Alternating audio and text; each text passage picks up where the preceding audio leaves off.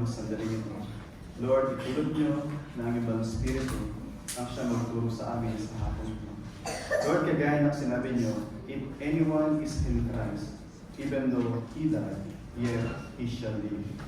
Lord, maraming salamat doon sa katiyakan ng Panginoon na pinagkaloob mo sa amin sa magitan ng aming pakikipisan sa iyong bugtong na anak na ang Panginoon Jesus. Lord, itulog mo ang katotohanan ito ay makita namin, maunawaan namin, at maapektuhan ang buong pamumuhay po namin habang kami ay narito hanggang sa araw na kami ay uuwi sa Pilipinas. Panginoon, maraming salamat po. Pagwalhati, nawa ang iyong pangalan sa aming pagpapatuloy sa hapon. Ito po ang panalangin sa tulong ng Espiritu sa tanging pangalan ng aming Panginoon Jesus. Amen. Amen. Yung ating context ay masumpungan sa Acts chapter 8, verses 1 hanggang verse 8. Acts chapter 8, simula sa verse 1 hanggang verse 8. Ito po ang sinasabi sa ESV. Acts chapter 8, verse 1. And Saul approved of his execution, and there arose on that day great persecution against the church in Jerusalem. And they were all scattered throughout the regions of Judea and Samaria, except the apostles. Devout men buried Stephen and made great lamentation over him. But Saul was ravaging the church, and entering house after house, he dragged up men and women and committed them to prison. Verse 4, and those who were scattered went about preaching the word. Philip went down to the city of Samaria and proclaimed to them the Christ. And the crowd with one accord paid attention to what was being said by Philip.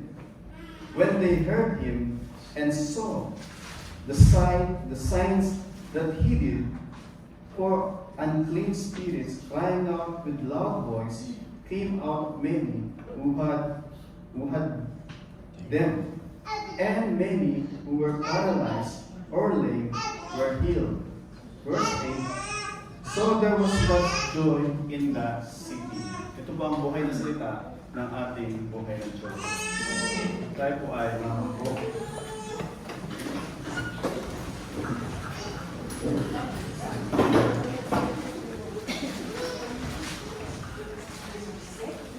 Yung title po ng ating mensahe ay pinamagatan natin The Gospel Goes Out from Jerusalem. Ayan. The Gospel Goes Out from Jerusalem.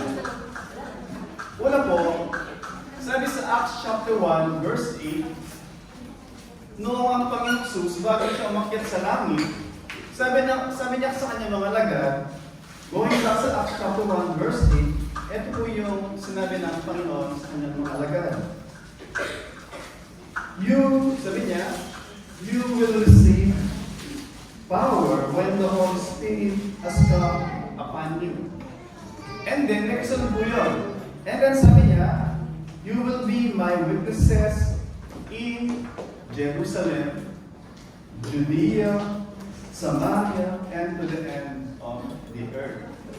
So makita natin, magsisimula sa Jerusalem, and then sa Judea, Samaria, and to the remotest part of the earth. Nandun yung from one place, dun sa Jerusalem, lalabas siya until even outside sa bayan Israel. At makita natin po, nung nakaraan, si Stephen, na isa sa 7 deacons na pinili nila, siya ay namatay by stoning. Bakit po? Dahil sinabi niya sa kanila, nakagaya ng kanilang mga ninuno, sila man ay mga guilty sinner, deserving condemnation. Pero nung narinig nila yun, instead na sila ay manampalataya, magsisi, sila po ay punong-puno ng galit. At si Stephen ay kanilang binato hanggang siya ay mamatay. And sabi doon, Isa doon sa nandun, dun sa nag-witness, ay si Saul. Saul of Tarsus. Ibig sabihin, si Saul, nandun siya, nagbigay ng approval at nag-witness, nag-stamp ng kanilang ginawa. At sabi sa ating pagpapatuloy sa chapter 8, nakita natin si Saul. Sabi doon, approve of his execution. So nakita natin dito, sa ating pasahe ngayon, the gospel goes out from Jerusalem. Nakita natin sa ating pasahe, yung verse 1 hanggang verse 3, yung pag-uusig sa mga mananampalataya o yung persecution of the believers. And then pagdating sa verse 4 hanggang verse 7, nakita natin yung pagpapahayag ng mabuting balita o the proclamation of the gospel. And finally, pagdating sa verse 8, nakita natin yung paglago ng iglesia ni Cristo sa kabila ng persecution, and yet the Word of God is still being proclaimed. May persecution, may proclamation, mayroong progress, mayroong paglago, mayroong growth yung church sa kabila ng persecution. Bakit? People continue to preach sa kabila ng kanilang dinaranas na opposition at even persecution. So tingnan po natin yung point number 1, yung persecution ng the believers o yung pag-uusig sa mga mananampalataya. Sabi sa chapter 8, verse 1, and Saul approved of his execution, yung his doon, referring kay Stephen, na binato sa chapter 7. And then sabi doon, and there arose on that day a persecution. Tanda po natin, nagsimula sila sa 120 na sa upper room, naging 3,000, and then again, there were addition, hanggang sumabot na sila, perhaps 15,000. Yung mananampalataya, nandun sila, concentrated doon sa Jerusalem, ayaw nilang umalis. Why? Because walang churches pa sa ibang lugar. Pag alis nila, pupunta sila kung saan sila na talagang nanunuluyan o naninirahan, wala silang aabutan doon na church. So ayaw nilang umalis.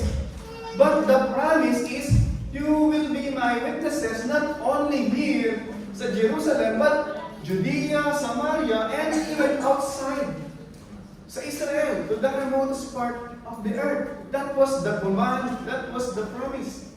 Naalala ko, nung binigyan ng command ng Diyos, sa Genesis, sabi niya, go and multiply. Yung mga tao, sabi nila, let us build a tower for ourselves, for our name. Para hindi tayo mag-scatter. Pag nakita natin yung tower, alam natin kung saan tayo pupunta. Let us, dito lang tayo, walang aalis, walang lalayo. The command is, go, multiply. Pero yung mga tao, ayaw nilang maghiwalay. Anong ginawa ng Diyos?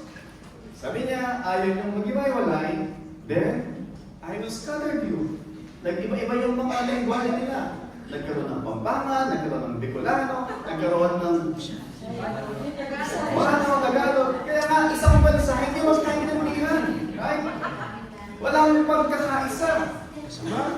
Bakit iba-iba yung lengguwahe? It's part of the curse. It's not a gift. It is part of the curse.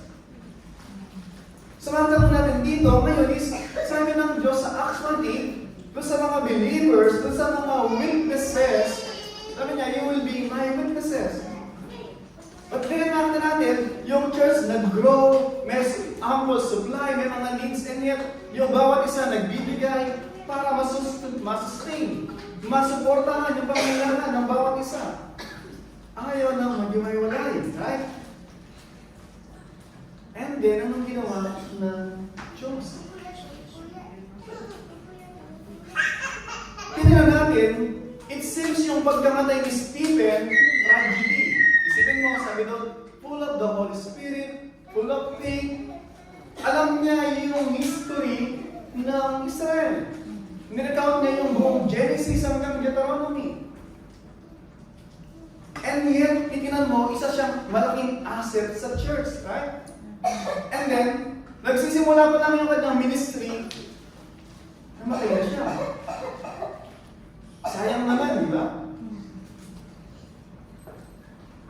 Pero tanda po natin, yung kamatayan ni Stephen, para siyang catalyst na naging dahilan, para ba siyang press button. Na after nun, then, yung persecution, sabi doon, simula sa verse 1, then persecution against the church in Jerusalem, and they were all scattered, now hindi lang sa Jerusalem, throughout the region of Judea. After ng Jerusalem, the next place is Judea, right? Sabi na yung mga witnesses in Jerusalem, Judea, Samaria, and the remotest part of the earth. So the next mission field after ng Jerusalem is Judea. And God, ginawa niya yung pag-persecute sa mga believers na maging opportunity, maging means para mangyari yung kanyang divine plan. So nakita po natin, responsible si Saul. Responsible yung mga religious leader doon sa ginawa nilang pagpatay kay Stephen. Responsible sila 100%. But overall, there is someone seated sa kanyang trono. He controls lahat ng mga nangyayari. That even doon sa isang parabang trahedya, still, God is in control. Alam po natin, hindi si Satan, hindi yung mga religious leader, hindi si Pablo, yung may control doon sa nangyayaring persecution. Sa tingin nila, nananalo sila. Sa tingin nila, nagwawagi sila. Pero sa plano ng Diyos, para bang, kung nanood kayo ng Croods, sino ba nanood ng Croods? Diba? Ang ginawa is, nandun sila sa field, and then, yung mag-Croods, punta lang kayo kay Samson. Si Samson, nung galit siya doon sa biyanan niya, ang ginawa niya, nanghuli siya ng mga fox, sinindihan niya mga buntot nila, at hinayaan niya doon sa field. At katatakbo nila dahil nag-aakit nga ng mga buntot, nasunog yung buong field. Ang bilis. Same thing po dito. Dito sa persecution, ang bilis lang na scattered. Sabi doon, ulit, babasahin natin, and they were all scattered throughout the regions of Judea and Samaria. So, kanina, Jerusalem, now Judea, and Samaria. Ang bilis, di ba? At anong ginawa nila? Sabi doon, so scattered na sila by divine providence, and then sabi doon, sabi doon, nung na-scattered sila, except, meron sinabi na except apostles. Lahat ng takbuhan, trying to save their lives. Pero yung mga alagad, nandun sila. Bakit may isang takot? Alam po natin, during that time, hindi ibig sabihin na, okay, tapos na tayo sa Jerusalem. Let's all go out now, leave yung Jerusalem. Even sa church planting, sa mission, hindi po tayo lahat, iwan na natin yung TGCGM Dubai, punta na tayo lahat ngayon sa Abu Dhabi, yun na yung next mission field. Na mag-start na yung PGCGM Abu Dhabi, so lahat na tayo, Pastor Dong, lahat na tayo, punta na tayo doon. Hindi po church plant yun. Hindi po mission field yung gano'n. Yung base, dapat manatili siyang strengthened, sustained, supported, para yung mga sinesend ay masuportahan. Merong mga tinawag to be sent. Meron naman tinawag na who will send. Susuporta dun sa mga ipinadala. Bakit po natin dito, pagbabasahin natin, pagpapatuloy natin, yung mga disciples, yung mga apostol ay nanatili doon. Bakit? Tingnan natin, pagdating sa verse 2, sabi po doon, si Stephen patay na siya. And yet sabi doon, devout men buried Stephen. Yung devout men na to, not necessarily mga Christian. Devout men, at yung mga devoto ng mga Hudyo, and yet nandun pa sila doon sa kanilang Jewish traditional na belief. And yet sa kabila na sila ay Hudyo, nandun yung kanilang devotion, and then, nandun yung kanilang hindi sila sang-ayon doon sa nagawang pagpatay ni Stephen. Paano mo natin nasabi yun? Sabi doon, pagbabasahin natin, yung mga devout men buried Stephen and made great lamentation over him. Sa kultura ng Israel during that time, yung isang blasphemer, yung isang heretic, pag namatay siya, dapat mo siyang ilibing. So walang problema, dilibing nila. But it is forbidden na maglamen, mag-weep over sa isang heretic. Kala niyo pag may namamatay, di ba, doon sa Book of John, sa Gospel, pag may mga namamatay, nag-hire sila ng mga mourners o mga crying ladies. Diba? Ito yung mga umiiyak. Hindi mo makakilala yan eh, pero iyakin mo. To induce ng weeping o yung pagdadalang hati doon sa mga nandun. Parang drama, di ba? So, ganun yung kultura nila. Pero, sabi nga, para sa isang heretic, para sa isang blasphemer, hindi po inaalaw na tatangisan mo yung isang bangkay. Pero bakit natin dito, yung mga deboto na to, hindi ba sila Christian, and yet they go against dun sa, pinapakita nila na hindi sila sang-ayon dun sa ginawa ng kanilang mga religious leader, ay pinakita nila na walang lakasan. So, point po natin dito. Ibig sabihin, hindi umalis yung 12 para manatiling may base yung church na na-establish doon lang, and yet, that's not the end ng mission doon sa Jerusalem. Nakapag-start doon, it has to be sustained. Kasi hindi pa lahat Christian doon sa Jerusalem. Hindi naman mission din na gawing Christian lahat. Hindi. But the ministry, the work, is not yet over doon sa Jerusalem. Kaya nag-stay po yung, well, by that time is napalitan na si Judas, hindi mataya, so 12 pa rin sila. At nakita natin yung hindi sila nangamba na baka sila yung susunod na kay Stephen. Ito po sinasabi natin lagi, sabi ng Panginoon, if anyone is in Christ, even though he died, he shall live again. Na mamamatay na sila, the only thing na pwede nilang gawin sa kanila is mapabilis yung kanilang journey papunta sa presensya ng Diyos. And that is not, hindi yun kawalan. But was advantage, sabi niya ni Pablo, di ba? Sabi niya, to depart from you is far better, sabi niya. But to remain with you ay necessity pa para sa inyo ngayon. Pero, papipiliin ako, gusto ko lang pumunta sa Panginoon. Yun yung sinasabi ni Pablo. Ulit, gusto ko sabihin mga kapatid, yung patayin sila, it is not a loss para sa Lord. It is still for their advantage. Bakit? Mapapabilis lang yung journey nila papunta sa Diyos. Hindi sila natatakot.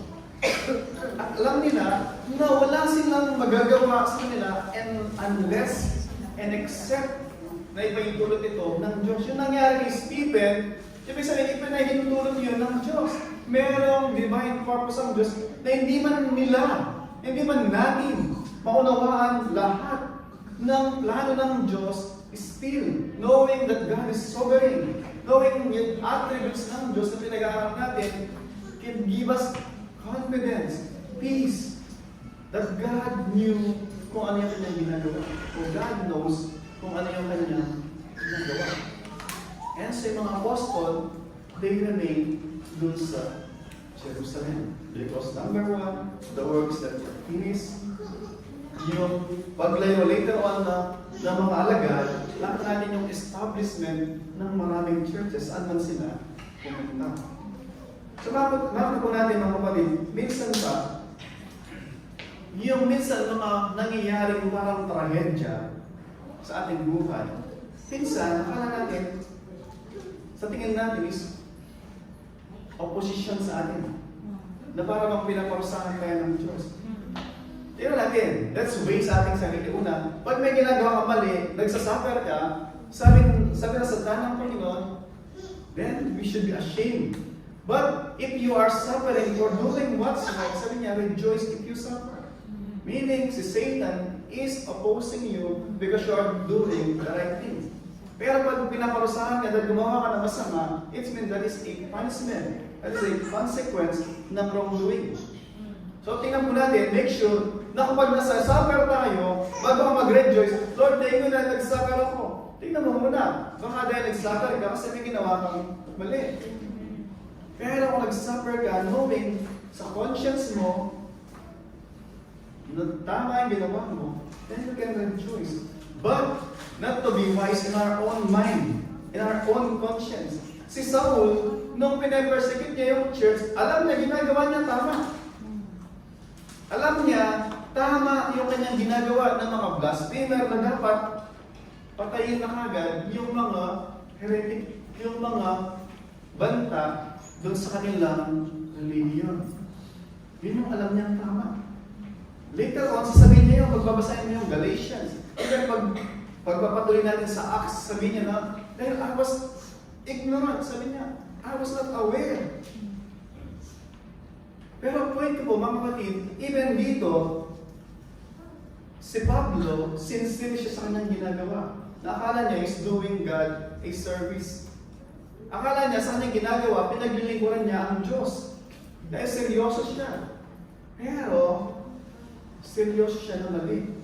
Sincerely wrong siya. Kaya po napakalaga, anything na gagawin natin, let's check natin. Lord, ito po ba yung gusto mo? Lord, ito po ba yung plano mo? If it's go against dun sa will and plan ng Diyos, then by all means, we have to say, I have to stop it.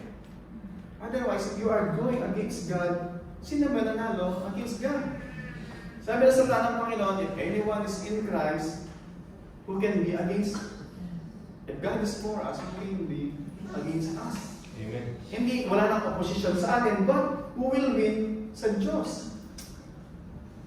But then, mga kapatid, ulit, makita natin na even yung persecution, even to the point of death, God can use it for the accomplishment ng plano niya at ng purpose niya para sa buhay ng kanyang mga anak at sa buhay ng kanyang church.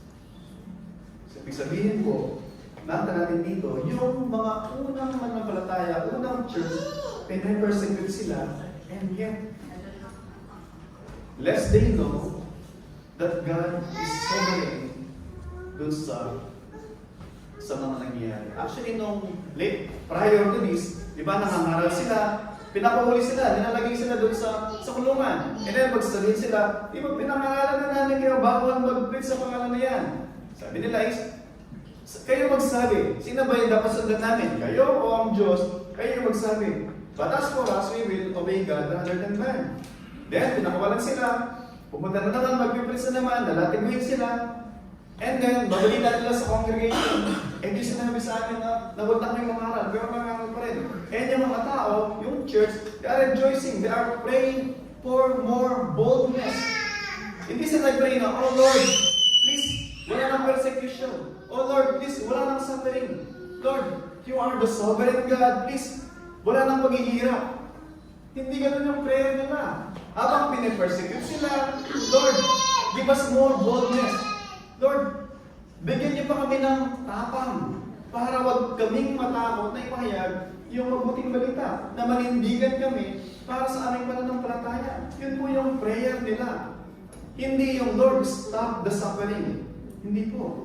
Sometimes, suffering is means para ma-achieve yung plan ng Diyos. Alam mo natin, may plano ang ginawa ang Diyos. Yung start niya at even yung end, inordain ko niya yun. Yung pinananaw siya na mangyayari at mangyayari siya. Pero, yung kung paano mangyayari yun, pinlano niya, yung means, yung kapamaraanan, kung sino yung gagamitin niya, inordain, tinakdagan ko niya. At kasama tayo doon. Hindi niya tayo kailangan, sabi nga lagi, di ba? Pwede isulat ng Diyos sa kalangitan, yung John 3:16. Pwede niyang ipakita yung preview ng kalangitan, yung eternal bliss sa presensya niya. Pwede rin niyang ipakita sa kalangitan yung kung ano yung nangyayari sa hell at kung ano yung mangyayaring consequence ng sino mang mag-reject kay Kristo. Kayang-kaya niyang gawin yun. Pero, bakit hindi yun ang ginawa niya? Bakit gumagamit siya ng yung mga lagad ng mga fishermen, ng mga tax collector, kagaya ni Levi o ni Matthew? Bakit sila yung mga ginamit niya? Kaya naman niyang, sabi nga, gumawa ng maraming ibang kapamaraanan. Actually, pwede niyang magpuntahin yung mga anghel. Noong nakaraan, di ba? Sabi ng anghel, ginising si Pedro, gising, Prisca ulit. Hindi sinabi niya, bakit hindi na lang ikaw? Mas naniniwala sila sa iyo. Anghel, di ba? Lalo na, spread mo yung pakpak mo sa gawa nakaraan. Then, gaganon ka, mas naniniwala sila. Pero, hindi. Yung anghel, sinabihan niya sila, continue to preach. Point ko po mga kapatid, it is an honor. It is a great privilege. Hindi tayo kailangan ng Diyos. And yet, because of His great mercy, gusto niyang maging bahagi tayo ng joy in fulfilling yung kanyang mission in saving sinners like you and me. Once upon a time po, may ginamit ang Diyos para maabot tayo ng mabuting balita. Hindi ko alam kung paano yung conversion story nyo, kung converted na kayo o hindi. Once upon a time, may ginamit ang Diyos sa bagamat tumatakbo na kayo lagi. Kasi, nasaan ka? Sabi ng Diyos kay Adam. Narinig ko yung yakap mo at nagtago ako. Lagi ganun yung eksena. Yung Diyos naghahanap, yung tao nagtatago. Pero, lagi ang Diyos dahil sa kanyang habag, tinatawagin niya yung tao para magkaroon ng relasyon sa kanya. Tingnan mo natin, mga kapatid, ulit sa atin as tinitira natin yung yugtong ito sa pasahe na ito. Inuusig yung mga unang mananampalataya. And yet sa kabila na sila ay pinipersecute, hindi ito sila pinagsasabihan lang. Tanang mo natin, kaya pagkakaba yung binibigyan sila ng warning. Binigyan sila ng warning. Huwag na kayo mangaral, that's warning. Right? Pero, pag sinabi na may pinatay na, and yet nagpipress pa rin sila, hindi lamang threat na yun. Bagkus persecution na yun. And yet, hindi ko sila nahinto. Kasi pagdating doon sa point number 2 natin, verse 4 hanggang verse 7, sabi doon, sa kabila na si Pablo, verse 3, siya ay pumapasok, bahay-bahay, ravaging, sabi doon, ravaging house after house, he drug men and women. Kinakalagyan niya mga babae, mga lalaki, at nilalagay niya sa prison. Yun ang ginagawa ni Saul doon sa verse 3. Sa kabila doon, sabi doon, verse 4, now those who were scattered went about preaching the word. Scattered sila, may saan sila magpunta, they cannot contain. At isa nanalo ng loto, isa nanalo ng loto, titiumibig mo, di ba? Ayaw mo may makaalam, di ba? Pero sinagot ka ng nililigawan mo. Ha? Hindi mo contain. Minsan nga yung isang engaged, binigyan ng ring, di ba? Minsan, lagi na ginagano-gano, parang actually, gusto niya ipangalandahan, gusto niya ipakita. Di ba? Wala na, tao ako, gusto niya tao, parang ginagano-gano. Bakit? Hindi niya ma-contain yung joy. Hindi niya pwedeng sarili lang. So, same thing po yung alagad. Takot sila. May persecution. Kaya sila nag-alisan. And yet, kahit saan sila dalhin, yung liwanag nila ay hindi mai-complete. Example lang kapatid, madilim lahat, mamaya, example, natin tayo ng 12 ng ating gabi. Walang ilaw. Tapos nagsindi ako ng posporo. Diba? Nakikita nyo kagad, di ba? Yung posporo na nagliliwanag, hindi mo maikukumplete. Posporo lang yun. Sabi ng salita ng Panginoon, you are the light of the world. Right? At sabi niya, hindi ka nagsisindi ng lampara at lalagay mo susukluban mo ng basket. Sabi niya, hindi ganon. At sabi niya, bagos nilalagay mo doon sa tamang lalagyan para yung mga nasa kadiliman, makita nila yung tamang daanan. Nilagay tayo ng Diyos kung nasaan tayo kung sa amo mo, irreasonable, nilagay ka dyan ng Diyos for a purpose. Otherwise, hindi niya nalagay dyan. Kung sa tingin ng Diyos, pag nilagay ka dyan, you will mess up. Hindi ka niya nalagay dyan. Nilagay ka dyan, may plano siya para sa iyo. Makita ng amo mo sa kabila ng ginagawa niya sa iyo, bakit nakasmile ka pa rin? Anong ginagawa mo? Ma'am, I'm praying for you. Diba? Makita niya na sa kabila ng ginagawa niya sa atin, hindi tayo, sometimes, may nakakalangkot, di ba, minsan mga Pilipino, pag pinapagalitan sila din, magsasalita sila ng Pilipino, no? Na nagmamangko, nagagambol. Huwag niyo pong gawin yun sa mga amo niyo. Ayaw niyong gawin nila sa inyo, di ba? Anak niyo example. Sinabihan niyo tapos, dadapong may sabihin na against you. It's not right. Hindi po tama yan, di ba? Instead na first thing na sabihin natin sa mga amo natin, pray for them. Lord, I forgive. Tala niyo si Stephen habang binabato siya, ang sabi niya, forgive them. Do not, huwag niyong ibilang, huwag niyong i-count yung kasalanan na to sa kanila. Kasi, nakopya niya yun, basta nakapako sa cross, di ba? Sabi niya, forgive them, they do not know what they are doing. Instead na, amo ko na to. Ang sabi, may natin daw minsan na, mamamatay ka rin.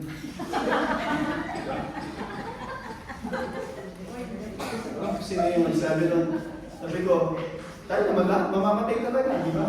Pero nawa, sabi niya, may kasunod naman yun. Sabi niya na, mamamatay ka rin. Pero bago yun, ikilusan ka ng Diyos na maging Kristiyano pa. Ganun yun actually. Pero naman, mapabilis, sabi niya. Hindi yung kamatayan, bagus yung pagkilos ng Panginoon na maging Christian.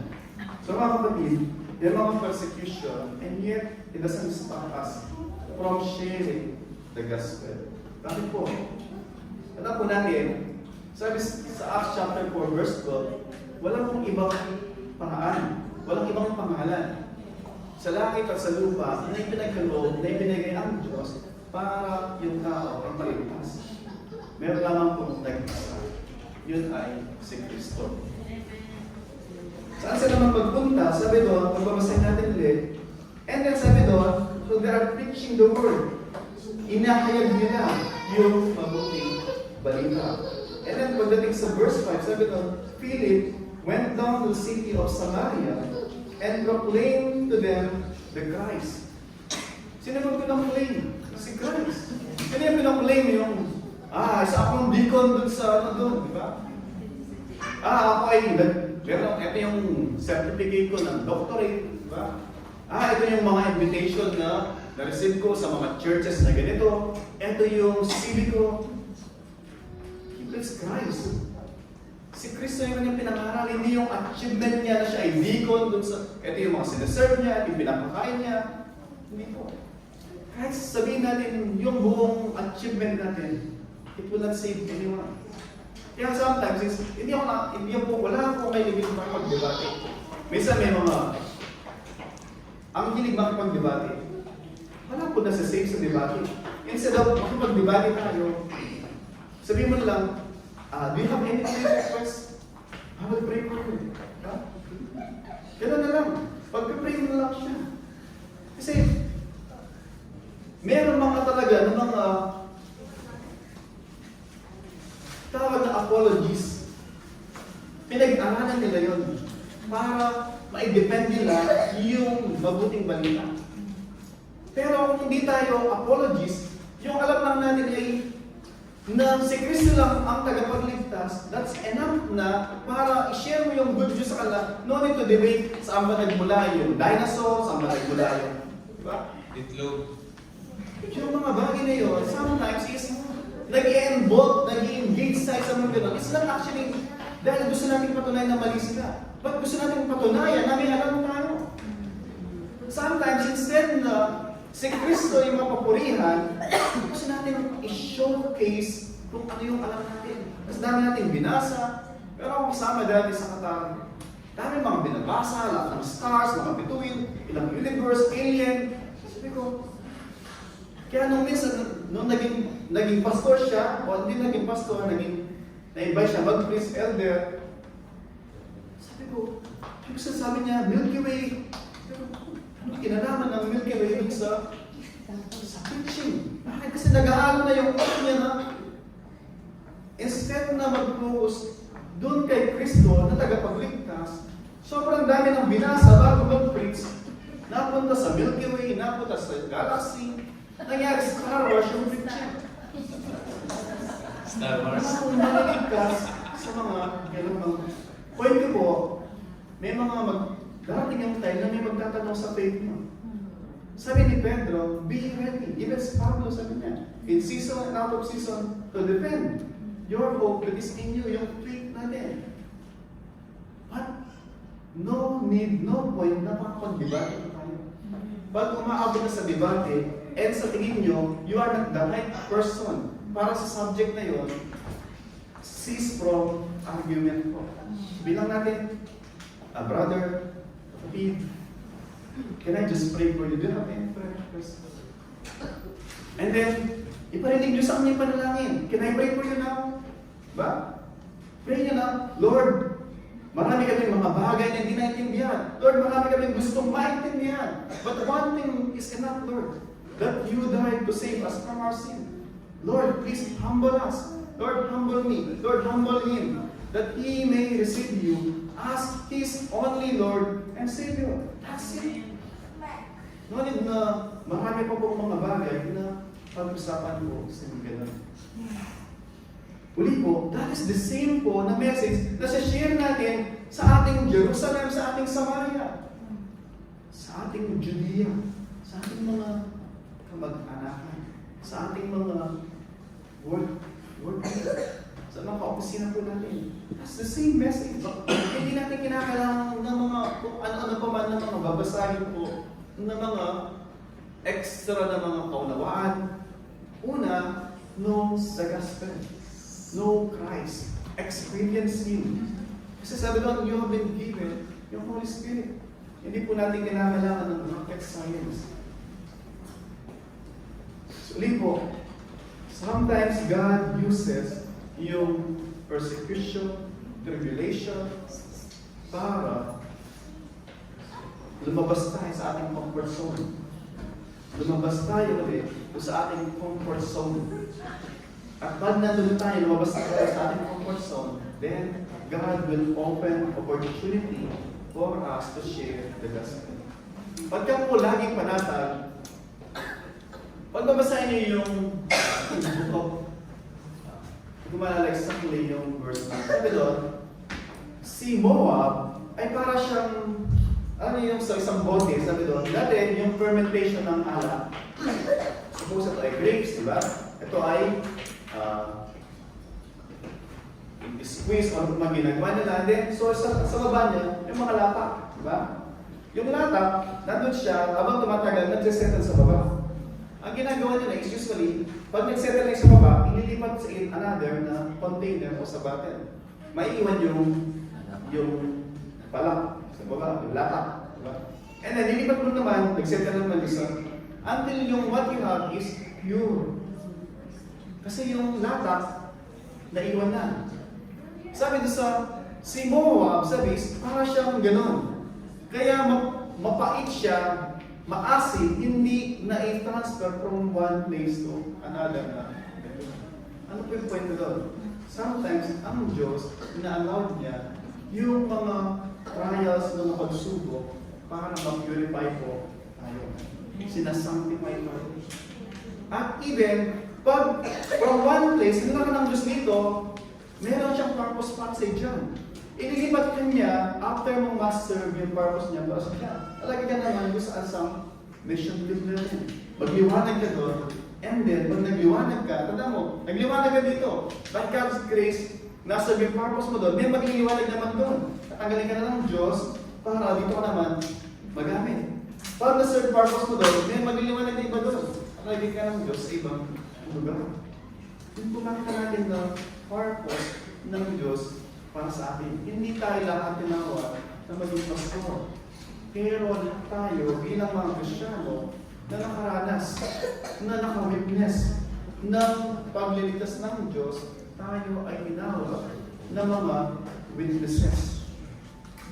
You are my witnesses. Sabi ng Panginoon.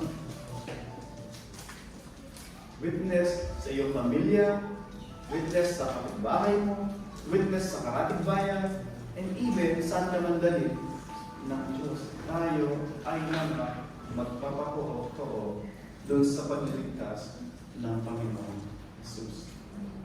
So tanongin po natin ating mga sarili. Unang tanong, pagka at is tayo masyado sa kinalalagyan natin, tingnan natin, bakit sobrang panatag ng buhay ko? To the point na lagi, nakakatulog ako. Sa preaching, ginagawa ako lagi, parang walang challenge. Tingnan natin, bakit sobrang panatag? It may be na Satan is, hindi siya nakabahala sa iyo. Satan sabi ni Satan is, you are not, hindi ka threat. Okay lang. I can lead hindi ako bother sa iyo. Kasi, hindi ka naman threat, wala ka naman ginagawa. Diba? Tingnan po natin, tanongin natin. Pero, kung binabagyo ka, kasi meron kang ginagawa para sa Diyos, then know for certain na yung mangyayari na yun is because Satan is going against you. But rest assured na ang Diyos ay kasama natin, is in control sa sitwasyon natin. Pero, which, saan tayo doon? Tayo ba yung sobrang panatag na inaantok?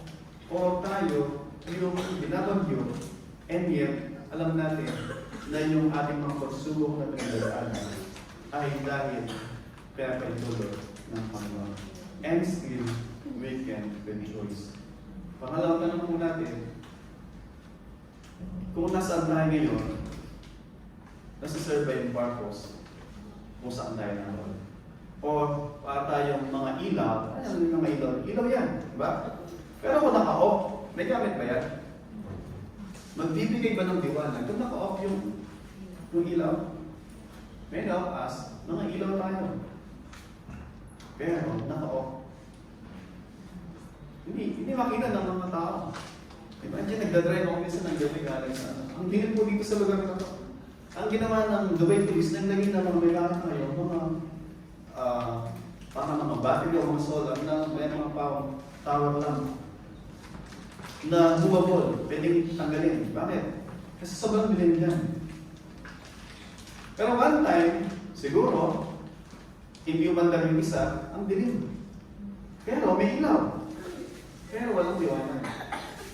Sabi sa tanang Panginoon, let your light shine before men, that they may see your good deeds and glorify God in heaven. Sabi niya, ulit, himay-himay natin, let your light. Sabihin, merong light, kayo yung light, sabi niya. But let it shine. Hindi not na may light, pero walang liwanag. Let it shine before men. Makita nila. That they may see, sabi doon. Pag nakita yung liwanag, they may see God's work in you na may ginagawa ang Diyos. Amen. At pag may ginagawa ang Diyos sa atin, may ginagawa tayo. Kasi ang Diyos may ginagawa, magmamanifest sa atin. Hindi pwede may ginagawa ang Diyos sa atin, pero walang impact, walang ebidensya. Dapat makita po yun. And because of that, people will see, sabi doon, and they will rejoice. They will glorify God. They will say, only God can do yung nangyayari sa iyo. Sabihin nila na, imposible yung nangyayari sa iyo. Himala lang yung bakit nangyayari sa iyo, yung nangyayari sa iyo. Because they will not claim yung credit na dahil sa magaling ka, dahil sa matalino ka, dahil sobrang bait mo. Hindi. They can only see that God is at work within us. God is working in us and through us. Yung mga bagay na nagagawa natin, it's because God is empowering us and God is pleased to use us as His vessel para sa kanyang paglalakihan. Tingnan po natin yung ating mga buhay. Ulit, kung nasaan tayo ngayon.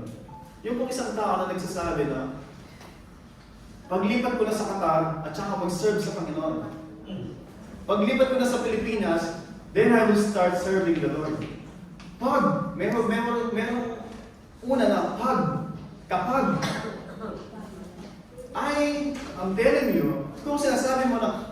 nandun na, at tsaka, hindi mangyayari yun. Kung hindi mo ginagawa ngayon, what make you say? What makes you think na kapag ito gagawin mo? Meron pong prinsipyo na ganito. Imagine niyo yung langit. Ano yung buhay meron sa langit? Ano kayang buhay meron sa langit? Diba? Worshiping the Lord, enjoying His presence. Kung yun magiging buhay natin sa hinaharap, at hindi ka excited doon, at hindi mo yung pinapractice ngayon, what in the world na excited ka, pumunta sa langit? Uli ko, kung dito sa lupa, hindi tayo excited sa mga gawain na nagpupuri sa Diyos, hindi tayo excited sa pag-aaral ng salita ng Diyos, yun ang gagawin natin sa langit, to worship Him, to enjoy Him in eternity, pero dito hindi natin ginagawa yun, hindi natin pinapractice, hindi tayo excited, what makes us think na longing tayo sa langit? Amen. At makita na ngayon pa lang, excited na tayo. Kung hindi, the only possible reason is we don't really know, either we don't know the Lord or we do not know kung ano yung nais ng Panginoon para sa atin. Nung uso pa yung mga love letter o Islam, ano pa man na, Islam book. uso pa yung nagsusulatan, di ba? Sinulatan ka ng nililigawan mo o nanliligaw sa iyo. Binasa mo na ng ilang ulit, tatabi mo pa rin sa ilalim ng nakunan mo. Diba? Kung saan ka naroon, nandun siya, hindi mo matanggal-tanggal, binasa mo na ng 10 ulit, it's not enough. Why? You are so in love. Iniisip mo siya lagi. Hindi siya mawala-wala sa isip natin. Ano po yung in love, di ba? Naranasan niya bubuhay sa Diyos. That you are so in love sa Kanya na pagising mo sa umaga, excited ka kaagad na bago ka magpatingin sa Lord, nasaan na yung kape, nasa 3-in-1. Ay, oras na. Tapos, bis ka na, takbo ka na, malalit ka na. Hindi ka excited sa umaga na may pag-usap sa Kanya. Lord, mamaya ka na, bisa na ako. Kung masabi mo yun na, Lord, mamaya ka na. Pero ang tendency is, usually, ganito nangyari kasi, gabi, late ka natulog, sobrang dami ng ginawa mo. Diba? O di ka makatulog-tulog, dapat matulog ka na, ayaw mo matulog kasi hindi pa tapos eh. Konti na lang, di ba? O misa naman, konting episode na lang, di ba? So tinatry nung tapusin muna. Ano, nakatulog ka late na, instead na gigising ka na ganong oras para pagkagising mo, you are so fresh. Kaya nga, pahinga, di ba? Sleep is rest. Para pagising mo, oh Lord, salamat sa another day. Lord, salamat po din. You'll read some passages. Lord, salamat sa iyong mga salita. Lord, itulot mo na yung binasa ko ay isang maghapon ko siya na nguyain. Alam niyo yung mga baka? Baka ba? Kalabaw? Kalabaw ata? Yung mga kalabaw, makita niyo, nguya sila ng nguya. Hindi natatapos nguya. May mga sino may baka na, Sister Daisy may baka eh. Nagtinda nung nakaranta ng baka. Pag may baka ka, makita mo, nguya na nguya. Kahit wala na sa field, gumumaya pa rin. Kasi meron sila lang lagyan sa tiyan, na lahat ng inuyan nila, konting nguya lang, istak na doon. Later, kahit na nakahiga na sila, gumumaya pa rin. Kasi yung in-store nila, at saka pa lang nilalabas, dinaddigest nila. Ninanam nila. Yun po yung simple na parang ibig sabihin ng to meditate, ng namin yung salita ng Panginoon. May binasang passages buong maghapon, minimeditate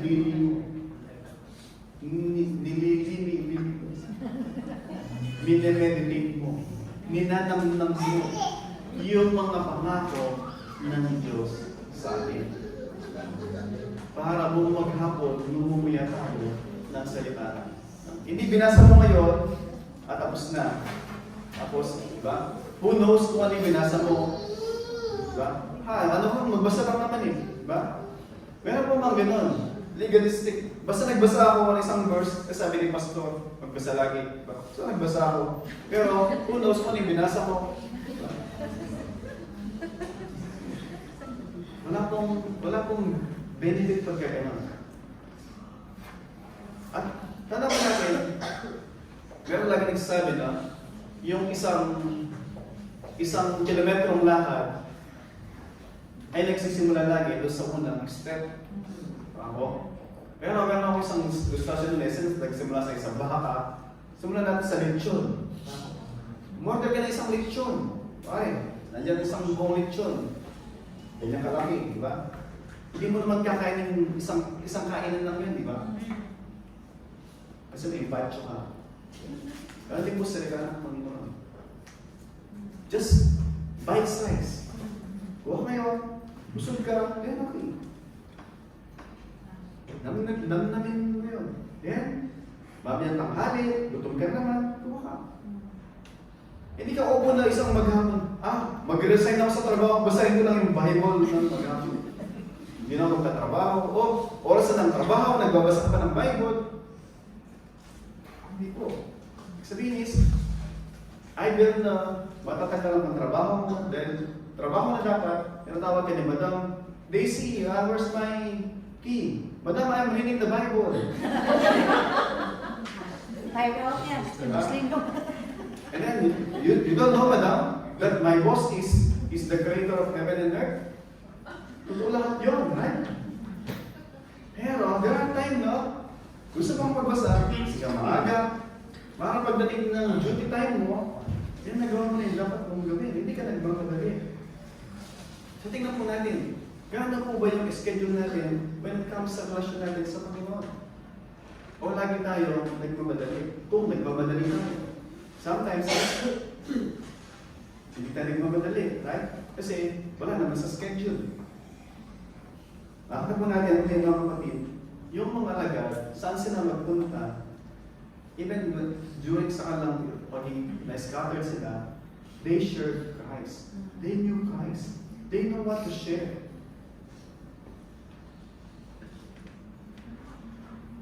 There was a time na sa church, lagi, pag narinig ko, pag naalala ko na, Pastor, sumakay ako, nakasakay ko ng bahay, gagawin sa church. Tapos, papakilala sa nila, ako po si ganito. Sino po nag-invite sa inyo? Si ano po, nakasakay ko last Sunday dun sa metro. Praise God. Nakasakay lang, tapos sa metro, lumalay ko sa church. Ano ginawa sa inyo? In-invite lang po ako, sinyera na ako habang nasa metro. Sabihin, nakaka-bless ko yun. There was a time na we are so, parang, hindi natin makontain yung ginawa ng Diyos sa akin. Na nasa metro ka, nasa bus ka, nandun ka, naghihintay ng nakapila ka. You cannot contain to share Christ. Tanda po natin, ulit mga kapatid, makita natin yung katotohanan na nandun tayo kung saan man tayo naroon.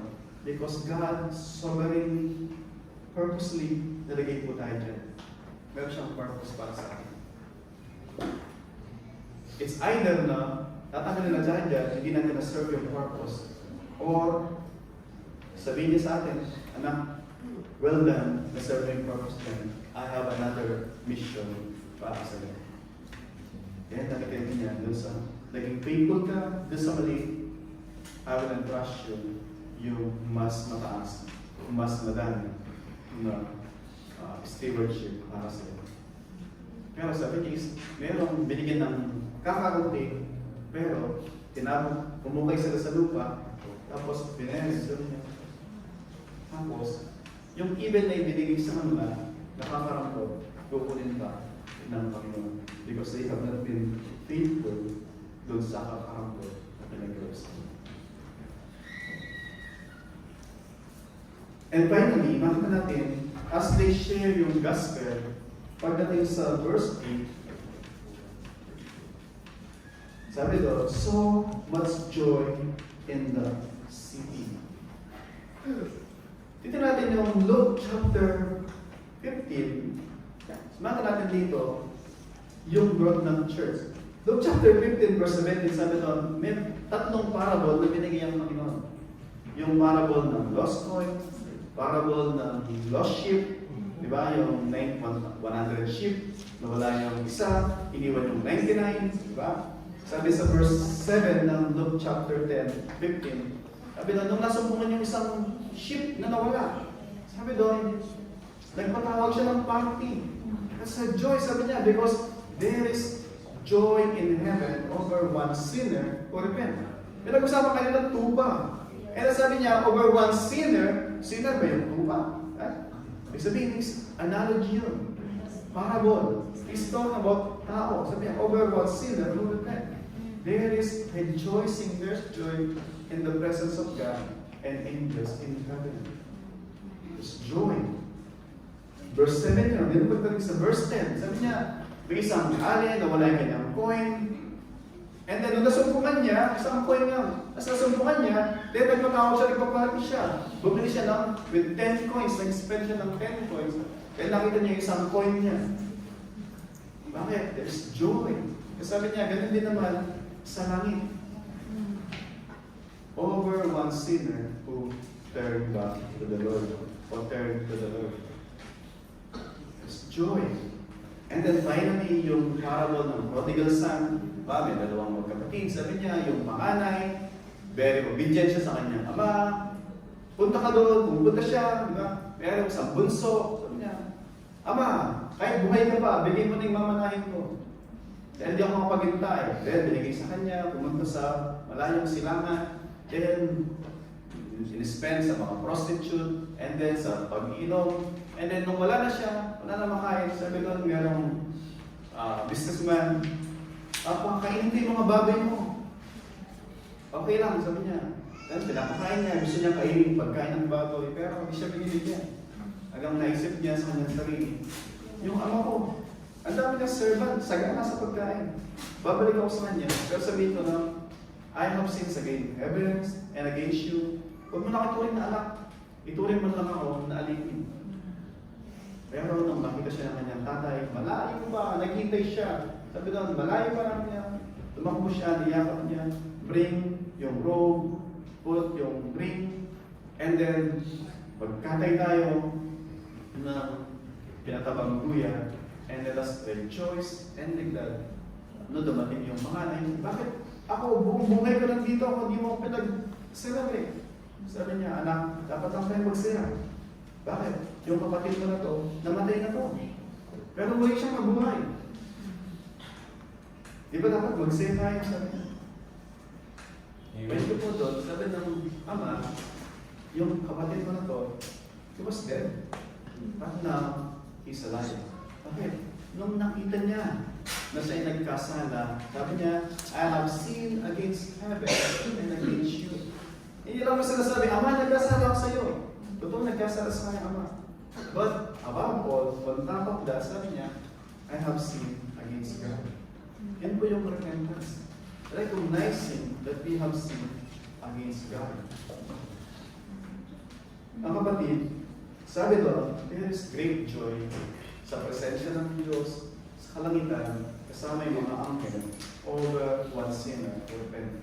Exactly yung binabasa natin sa verse 8. There was much joy in the city. Kasi pag babasahin pa natin later on, next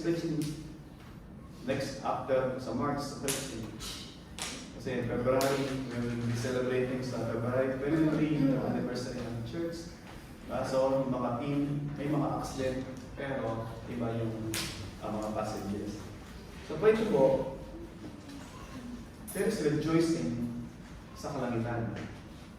At nakita natin dito, there was rejoicing sa verse 8. Why?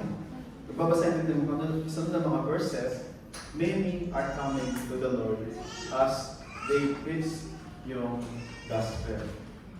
Sabihin lang, yung church patuloy na lumalago because sa kabila ng persecution, sa kabila ng pag-uusig, nandun yung continuous na pagpapahayag, preaching and proclamation of the gospel, and so the Lord uses and causes yung persecution at yung preaching para i-grow yung kanyang church.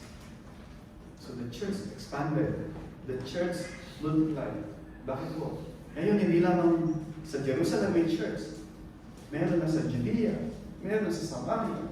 Meron later on sa pagpapatuloy doon sa Roman occupied na mga lugar. Why? Because of the persecution. So ulit, I pray, yun na natin, evaluate natin yung ating situation.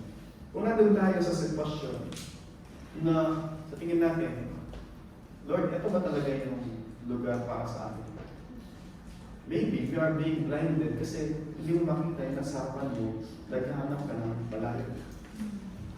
Whereas yung sagot, doon sa tanong natin, nasa harapan mo natin. Minsan, minsan, hindi natin ma-appreciate yung binigay ng Diyos dahil iba yung ating tinitingnan. May bigay siya sa atin na alam niya, ito yung kailangan natin. Ito yung need natin. At ito yung para sa atin na binigay niya. Pero, tumitingin tayo ng iba. Why? Because we are blinded by yung bagay na yun. I pray, let us evaluate po ba kapatid? Ano ba yung mga bagay na dapat natin makita sa kabila ng mga nangyari sa ating buhay? And makita natin na it could be itong mga bagay na ito mismo ay ginagamit ng Panginoon para maging opportunity para sa atin na ma-share, maibahagi yung mabuting balita doon sa kung saan tayo naroon. At huwag tayong kontento po doon. Because di tayo kontento sa ating kung saan lang tayo. Because even outside, ganun yung ginawa ng mga alagad. Pag mamaya, I pray, pag nasumakay tayo ng metro, let us take opportunity. Be intentional. I guarantee you, pag nakasakay kayo sa metro, hindi lang natin sa iyo yung tao, pwede mo ba akong share ng mabuting balita? Hindi ko sila natin agad. Christian ka ba? Share mo ka sa tapang Panginoon. Kala ko gano'n. Pero tayo, alam natin, Christian tayo. And alam natin, people need the Lord. Tayo na nakakalam ng daan, tayo magsasabi sa kanila. Kabayan. Oh, ano pa man? Pwede ko pa, kung wala po ang ginagawa sa exam niyo, o kung gusto niyo po sa mga invite po namin kayo sa church. Anong church niyo? Sabihin nila, ano po? Christian. Una rin sabihin ng born again, kasi redundant yun. Pag sinabi ng Christian, it's born again. Sinasabi na iba, Christian sila, pati ang born again. Yan, Christian. Bigyan ng Christian. And then, pero magsabi na, busy kasi ako. Ito lang kasi off ko, alam na yun. It's okay. But, tandaan nyo, once upon a time, meron kayong in-invite o in-invite kayo na hindi nyo man intention na sumama. Pero bakit nga ngayon, nandito si Sister Mariela? Diba? Bakit? Because once upon a time, mayroong pinsan o lola na nag-invite sa kanya.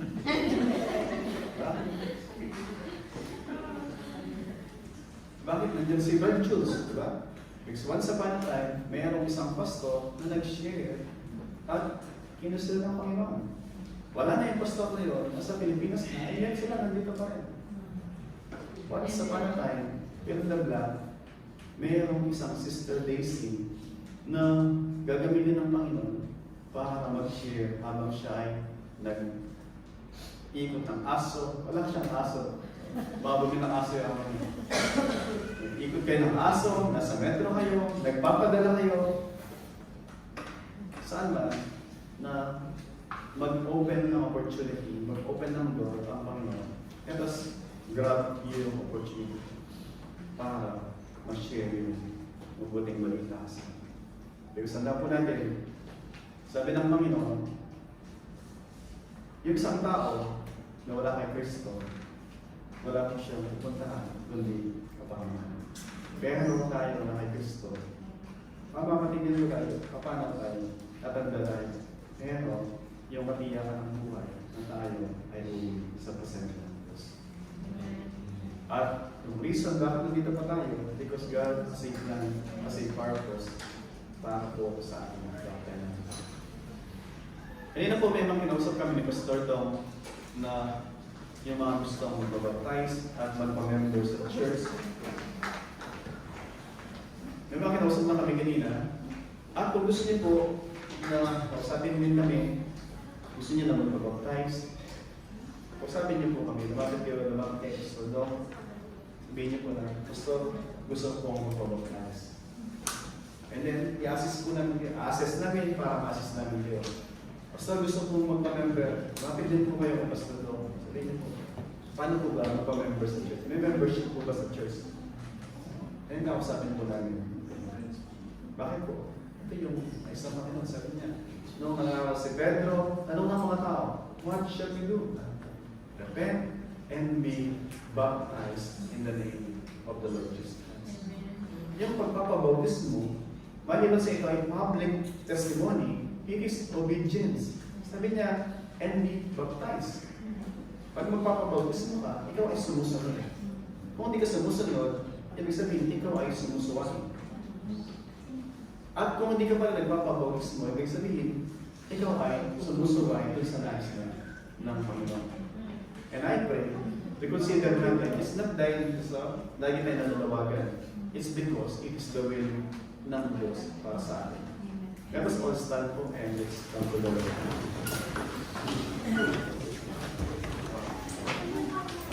Huwag po tayo magtuwa sa pananangin. I invite you na let us talk to the Lord po. Usapin po natin siya. Ano po ba yung pang-resort na sa atin sa pamagitan ng mensahe sa kapamilya? At mag-close po tayo afterwards.